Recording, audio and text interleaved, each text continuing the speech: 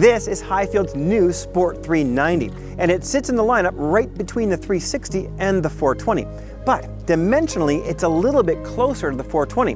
And if you do have the space on your swim platform, this is definitely a worthy upgrade over the 360. Right off the bat, you can see just how much space there is on this 390. It's got a wider beam. You don't get this walkthrough on the 360. You get a nice wide bench seat, of course, but you don't get the console seat on the 360 either. In fact, you get the seat that blocks this walkthrough on the 360. All the sport models have these wide bench seats, and you can just see how nice the upholstery is on these models. An optional sun pad is available from the factory with exactly the same premium upholstery.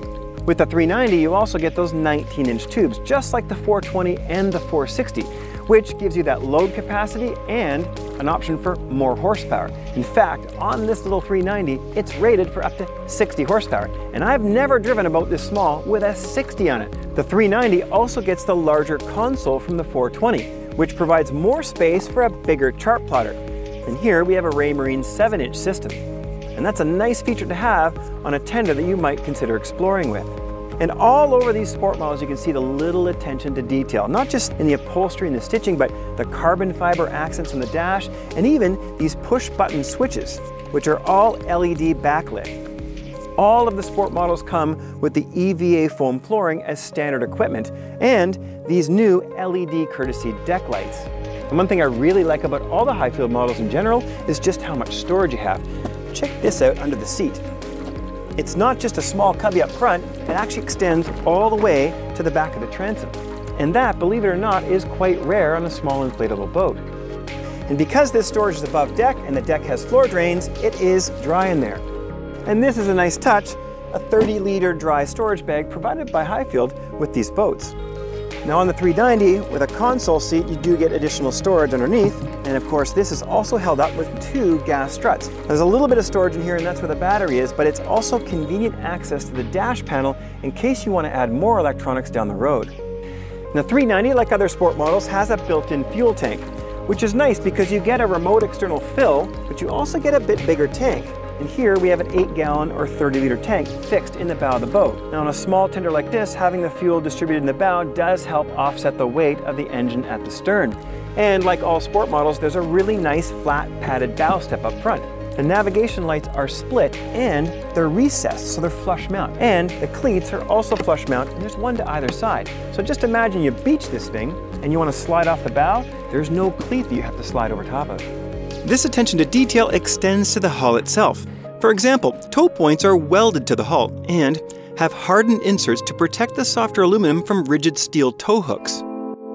External plates are welded on the transom so that no holes need to be drilled through the hull when adding electronic transducers. They even weld on a drain plug holder, so you can leave the drain plug out while trailering. Of course, Highfield only uses the more corrosion-resistant marine-grade aluminum in their powder-coated hulls, but they still go through a chromating process before the powder is applied. Each sport model also gets a standard keel guard to help protect the paint. Highfield always builds a fairly beamy boat. This one's no exception at 6 feet 4 inches wide. Normally when you opt for 19-inch tubes, you sacrifice a lot of space in the interior. But because you got the extra beam, even with the big tubes, there's plenty of space. It's so easy to move fore and aft. Now, one great thing about these sport models is you get what's called the Ocean Master hull, which means you're not getting the flatter 15-degree dead rise, you're actually getting the deeper 20-degree dead rise, which provides a ton of ride comfort. Now, the downside can be a little form instability, but not with these big 19-inch tubes. These guys hold this boat very stable in the water. Something that's surprising about this boat is how it handles. And talk about handling all the time. It's a short, small, inflatable boat, so of course it's going to react very quickly. But it doesn't do anything crazy. It doesn't cavitate the prop when you turn the wheel. It's smooth, but it's really, really responsive. Just check out how this thing turns even at low speed.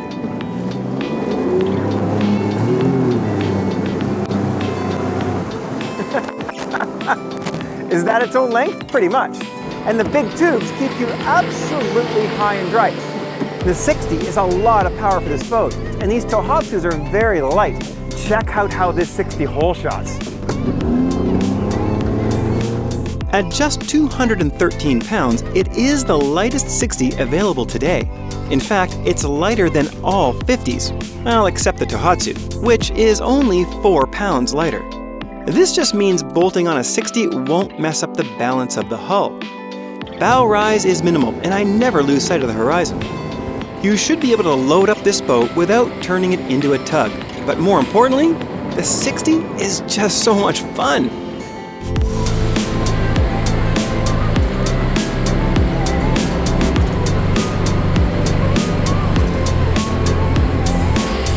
And another thing I really like is this big 420 console.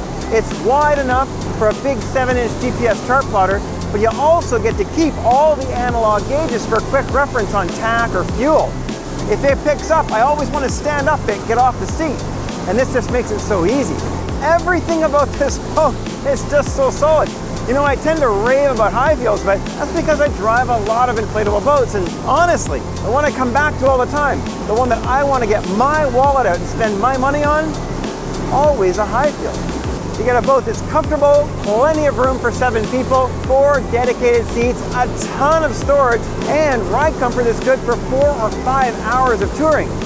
Plus, with the 60,